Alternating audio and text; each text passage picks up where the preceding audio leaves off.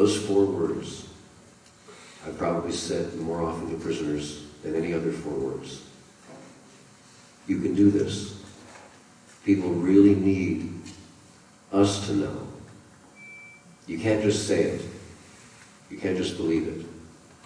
You and I have to know that we can do this. Whatever the this is. You can do this. People really need to hear that from somebody who is tapped into that strength.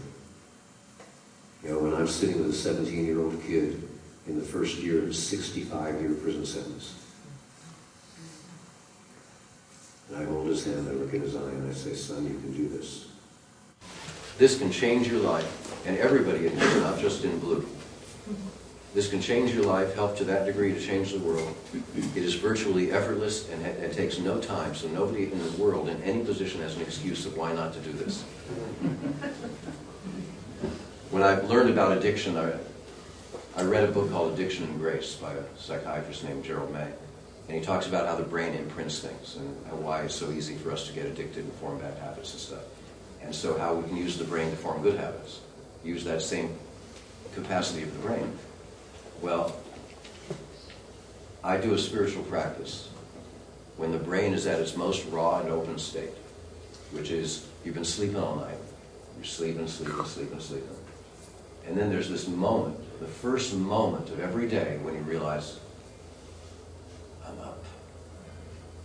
That moment, you don't even know your name yet. You just know you're awake. You were sleeping a second ago, and now you're conscious that you're awake. In that moment, I've trained, and it only takes a couple of weeks to train yourself to do this. I've trained my mind to think some brief, very simple childlike prayer or affirmation of intention, like, I dedicate my life to others today. Show me how to do that. How long did it take me to say that? About 3.5 seconds. And then I let it sink in for about 10 seconds or so. I just did my morning prayer again. I dedicate my life to others. Show me how to do that today. That simple thing in less than a dozen words doesn't take 15 seconds even to lay there and let it sink in. It imprints in the brain at a very deep place because it's before you get up to pee, it's before you think about who you are, it's before you think about what the day is going to include. It's before you think. Every morning of your life, that's the commitment that we can make. You know, we tighten up when I say every morning of your life. But what am I suggesting that we do every morning of our lives? Something that takes less than 15 seconds and the child can understand. Nothing that takes any ongoing maintenance, but just some prayer of intention. You know, the one I first started with is, oh, may I be a little less selfish today than I was yesterday. That's all. And what happens is all through the day, when you start to act in a way that is different from that intention in the morning, that imprint will come up. Benny, you sure you want to do that? Remember this morning? You know, that imprint comes up. It helps us have more choice. So I invite you to consider, you can commit yourself to trying that spiritual practice for the rest of your life. And the first moment of awakeness, every day of your life, you're defining yourself as your spiritual being.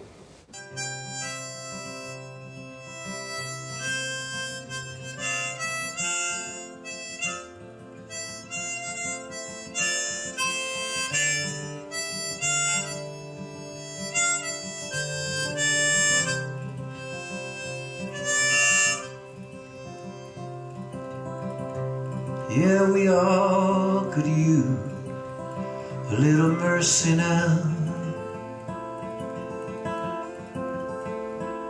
I know we don't deserve it, but we need it anyhow.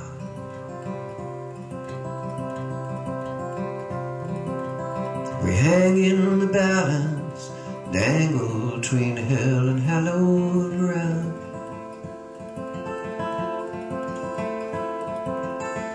Every single one of us could use some mercy now.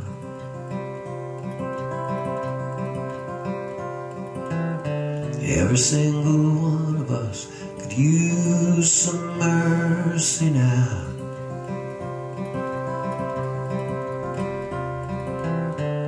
every single one of us could use some mercy now.